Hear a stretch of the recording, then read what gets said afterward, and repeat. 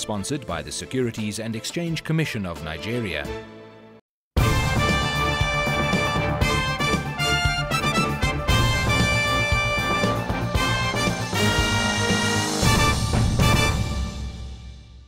A very warm welcome to this special dialogue about financing Nigeria's agricultural revolution. I'm Wole Famrewa, and joining me is a distinguished panel of experts in Nigeria's finance sector and, of course, Nigeria's capital markets as we consider new ways to finance the agri revolution that is going on in Nigeria.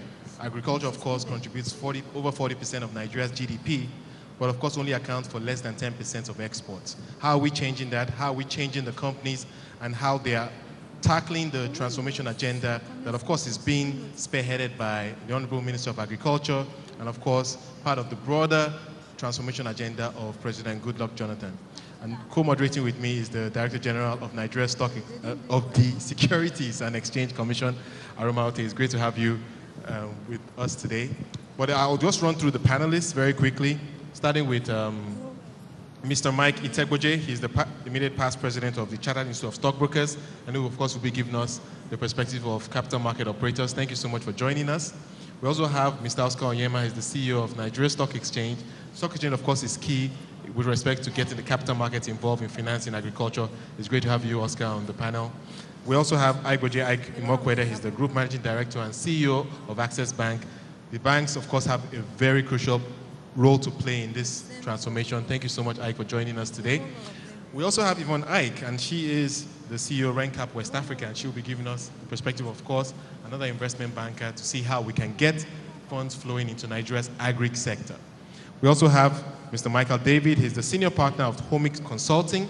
He'll be sharing an international experience. Of course, he's spent well over 2 decades in the US doing the same thing. So we look forward to hearing more about how we can get money flowing to Nigeria's agri sector. And finally, we have Mr. Bolaji Balogun. He is the CEO of Chapel Hill Denham, another investment banker, to give us a perspective here. Thank you so much, ladies and gentlemen, for joining us today. And I want to go very quickly to the banks. Ike, it's great to have you on the panel, and there's been a lot of talk about how the banks need to play a more crucial role in financing this agri transformation. We know that we've seen pretty remarkable steps taking place already. 3 years ago, agri was only about 1.5% of total loans. Today it's well over 3.5%.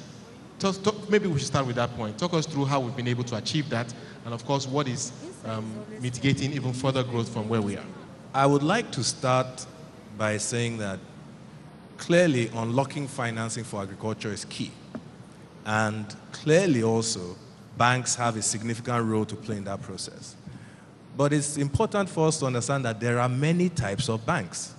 You have commercial banks, you have merchant banks, you have development finance institutions, you have microfinance institutions, and so on. Now, depending on the nature of bank, its ability to intervene in the financial value chain which pertains to the agri sector, differs. So, for example, if you are a commercial bank that takes or opens current accounts and you issue checkbooks and you issue credit cards and so on, by the very nature of your business is short-term by nature. And therefore, the aspects of agri that might require longer-term funding are not areas that you would play in. The key thing to note is that nations that take agri seriously understand the type of banks that are required to drive the agri transformation process and ensure that they are set up and properly funded. Now, this is from a banker's perspective. Be that as it may, the Nigerian banking industry is largely dominated by deposit money banks. We are all part of a body called the Bankers Committee, which also involves our regulator and indeed is chaired by the Central Bank of Nigeria. And in 2009, we met in Enugu at our inaugural retreat, and a key participant at that retreat actually was then Aki Adesina, who was not the Minister for Agriculture, who was actually on our side, so to speak.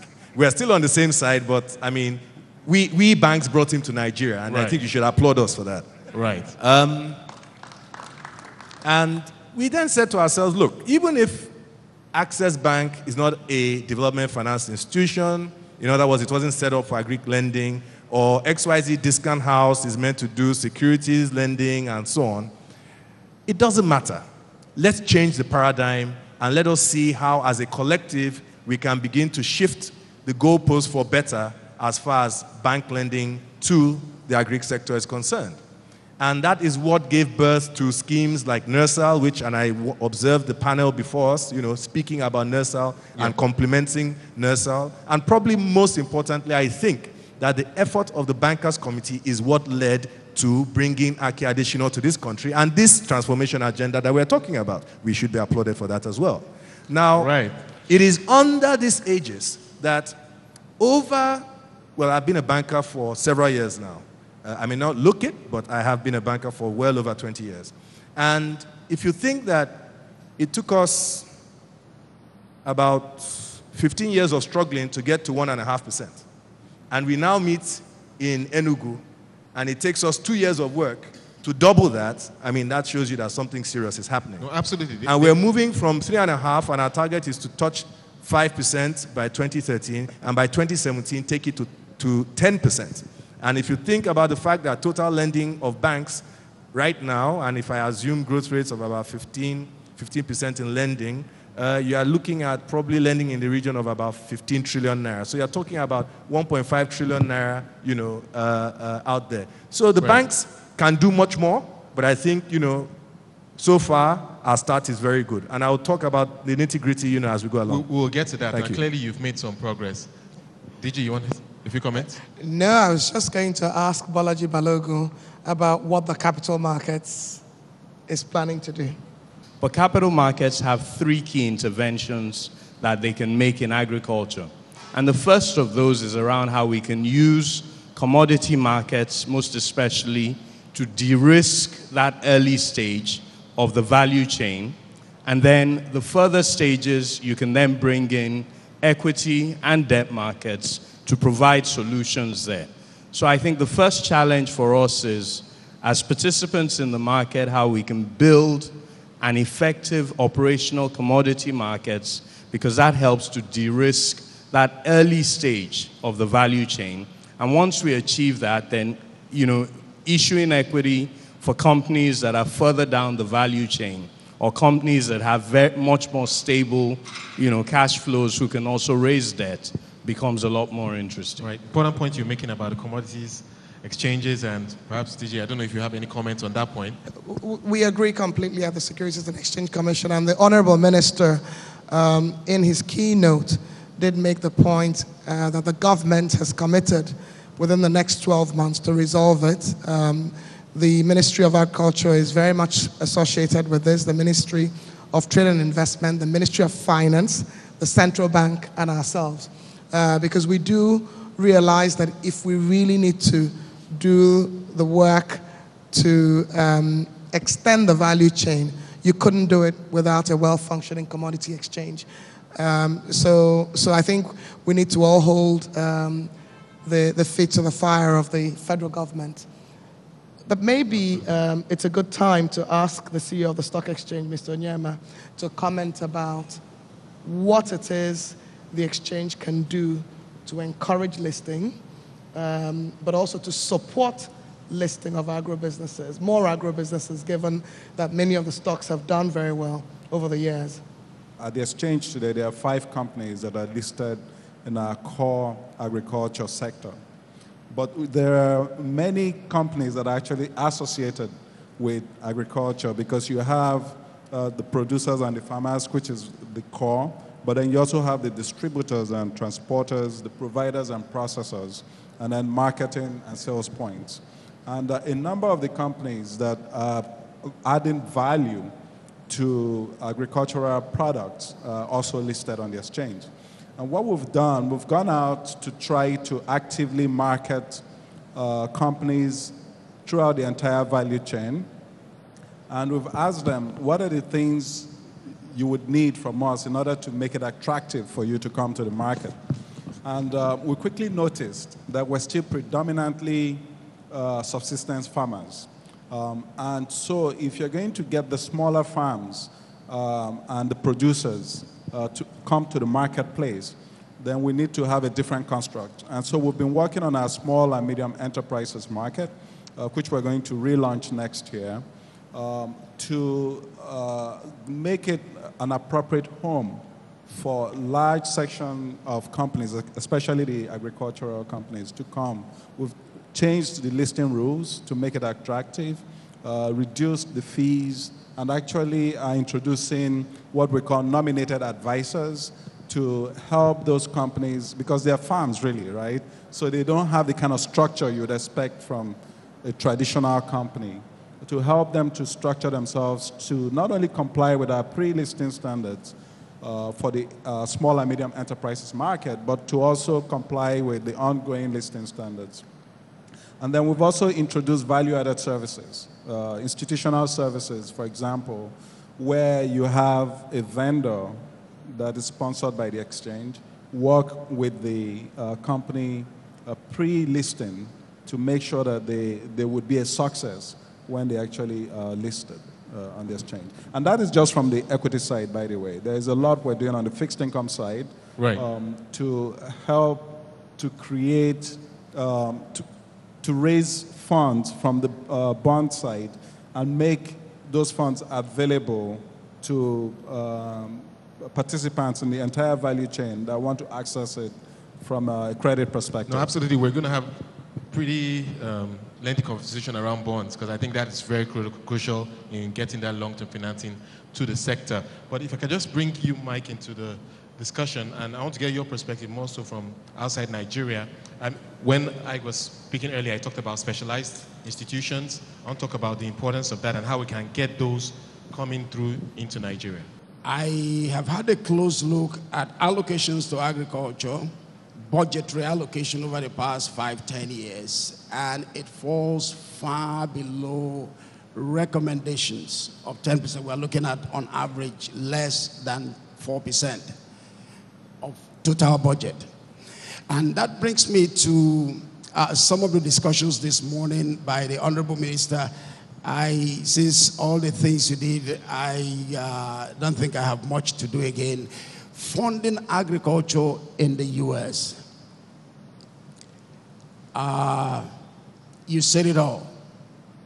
You said it all. The innovative approach brought to agricultural financing by the Bank of America.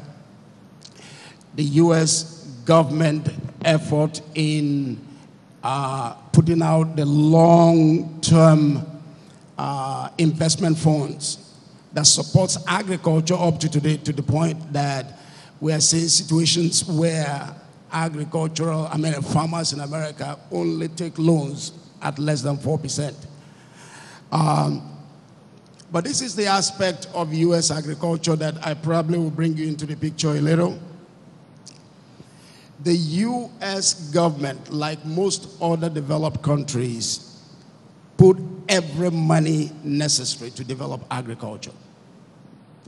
The U.S. government can be out there in the world, talk about free trade, but when it comes to supporting local production, they do the best they can. I have had the unique opportunity, I'm full-blood Nigerian, but has had the opportunity of working for the U.S. government for 21 years. And during those 21 years, this is one thing I have constantly said, that the U.S. government will put, if possible, to the last dime to support agricultural growth. It will interest you to know that the USDA, that is the agency that I worked for 21 years, has about 100 offices around the world. These offices basically do just one thing: promote exports of U.S. food and agricultural products. Like, drive it out. Farmers, you can go ahead and produce whatever you can, but the government will help you to ensure that whatever you produce is sold. So a key thing to do is to make sure that we raise government's commitment in terms of financing through the budget. What are some of the other lessons we can learn from the U.S., particularly from the private sector? Private sector, like I said, the minister has said it all. The initiative of the Bank of America in supporting agriculture was very innovative. when it happened, and it made other agencies to key into agricultural financing. Unlike Nigeria, like we all know, the government of the United States does not get involved in direct subsidy programs. There's this line of thought that I wanted to bring in support of agriculture. The USDA, this is one thing that is done globally, everywhere in the world by the USDA. Every year at the beginning, when budgetary allocations have been made, commodity associations are made to submit their own budgets to the USDA. I work very closely. I don't know if anybody in the poultry sector is here. I work with them. They have a very well-structured organization. They have at state level, state association, regional level, western, eastern, northern, and of course, a national body. That could be a body to start with government directly supporting these agencies. What will they be required to do? Push your commodities out to the world. The USDA, for instance, I'm sorry, let me just take 1 minute, has organizations like the US Wheat Associates. They have the American Rice Association. They have Soybean Association. What do these associations do across the world? They support exports of US food and agricultural products. So the government really needs to take a lead in terms of getting the products out. We'll of course, talk more about how the government needs to be involved in this transformation. We're discussing financial options in Nigeria's agriculture sector in Lagos. We'll be back after this break.